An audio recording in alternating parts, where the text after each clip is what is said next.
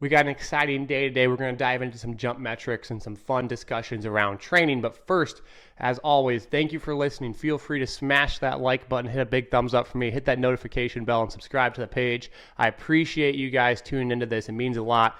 The more we comment and like, the better this page can grow, and it allows me to do a little bit more on this page as it continues to get momentum. We just hit 5,000 subscribers. So a big thank you to everyone. So let's go watch the video. I appreciate you guys, and let's get it rolling. What's up, everyone? So a little update here. I want to talk about some things I've learned recently about myself. First and foremost, I want to talk a little bit about jump tracking.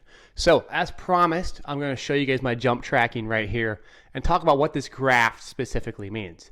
Now, this is tracked for the most part every day I work out. Now, I haven't been perfect with it. I missed a couple of days, but I would say about 90% of the days. I'm training 6 days a week, and I try and track it every day I can unless something comes up where I'm just out of time or I just don't have the ability to track it. Now, what's really interesting about this chart is you can see a couple of things. One, your jumping isn't very stable, right? My jumping goes up and down and side to side. Well, not side to side. That doesn't make any sense, but up and down due to fatigue, due to training load. And so one of the really cool things about tracking your own data is you begin to understand what this kind of stuff means.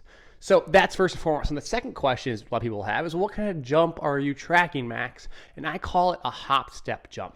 Now, the reason why I'm doing a hop step versus a counter movement jump, a counter movement jump is that typical standstill, bend your knees, jump up as high as you can. This little hop step has a pre-hop in it where I'm hitting the ground with an impact. Is that I find it to be a happy medium between a counter movement jump and a depth jump.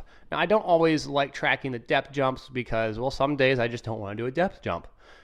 This jump right here is easy to do. I don't need a box anywhere. I can be outside and do it. It allows for minimal equipment, and it's kind of this in-betweener. And I like it because it employs an ankle contact, and it allows that dynamic aspect of the movement to be incorporated. So with those two aspects being said, one of my goals during this process was to actually do a hop step dunk. So where you hop into the movement and dunk a basketball. And here's a video of me doing that, my goodness, about a week and a half ago. And I wasn't very good at it. I struggled. I couldn't dunk it. And then here's me the other day slamming a couple down, which is pretty cool. And the best I've ever done it, by the way. I did a couple two-handed ones that were kind of okay. I did it on the same hoop, by the way, as the one I missed, but I filmed it like an idiot. And you can barely see the rim. I didn't really pay much attention to it. It was probably my best jump, too. Oh, well. The point is, I'm getting better at that hop step. But this is really important. This is the reason why we talked about this at the beginning was my jump height goes up and down.